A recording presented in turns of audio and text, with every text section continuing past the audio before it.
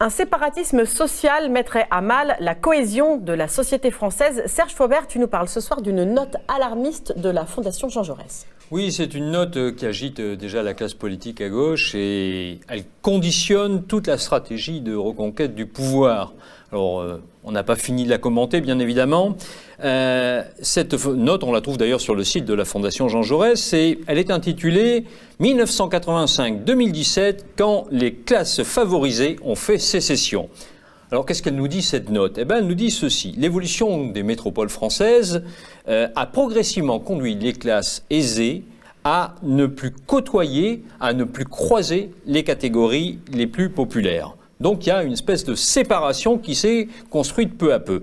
Et l'auteur de la note, Jérôme Fourquet, nous dit « L'école ne brasse plus les élèves, le service militaire a disparu, les colonies de vacances chères à Pierre Perret ne font plus recette et le prix du mètre carré a totalement homogénéisé les territoires. » C'est ce qu'on appelle la gentrification des métropoles. Alors l'exemple le plus criant, c'est Paris, comme on peut le voir à l'écran, où l'on passe de 25% de cadres et professions intellectuelles en 1982 à 45% en 2013. C'est-à-dire que la composition sociologique de Paris et de la banlieue ouest a complètement changé. Et donc, l'espace de vie des catégories socio-professionnelles favorisées s'est dilaté. Et sur ce territoire, non seulement ces catégories résident, mais elles travaillent, elles ont leur commerce, elles ont leurs espaces de loisirs, leurs espaces de culture. Bref, elles vivent en quasi-autarcie. Et l'auteur, Jérôme Fourquet, nous dit, eh bien, c'est un séparatisme social, c'est une sécession. Et surtout, il insiste, le même phénomène est à l'œuvre à Lyon, à Toulouse, à Strasbourg, à Nantes. C'est-à-dire que partout dans les métropoles, il y a cette espèce de séparation des territoires qui se construit. Et c'est là que la note devient passionnante et nouvelle. Jérôme Fourquet nous dit, à force de vivre ensemble, les catégories sociales ne comprennent plus rien à ce qui se passe dans le reste du pays. Les valeurs, les préoccupations, les aspirations des classes populaires leur deviennent totalement étrangères. Et lui, il dit, la fracture sociale devient un fossé idéologique. Et il date la première manifestation de cette rupture, c'est le référendum de 2005 où la majorité de la population, à 55%, vote pour le non.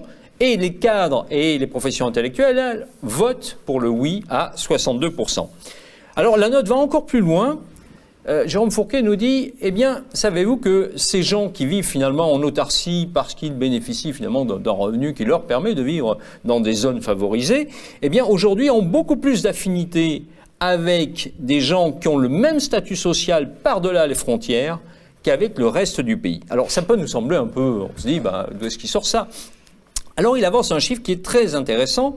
Il nous dit le nombre de Français dits de l'étranger recensés sur les listes électorales est passé de 385 000 en 2002 à 1 264 000 en 2017. C'est-à-dire qu'on a une progression de 228% sur 15 ans de gens qui sont partis résider à l'étranger. Et ce n'est pas les plus pauvres, bien sûr, qui sont partis résider à l'étranger. Ce sont des gens qui ont des revenus relativement aisés, en tout cas qui les rangent dans la catégorie des CSP+.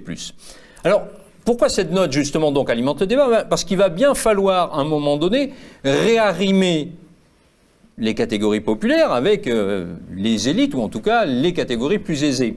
Et cette fragmentation géographique, sociale et maintenant idéologique de la République, eh bien, elle va être incontestablement au cœur du débat qui va alimenter les prochains scrutins, et à commencer par celui des européennes, en mai 2019. Le prochain scrutin qu'on aura en France. Merci Serge.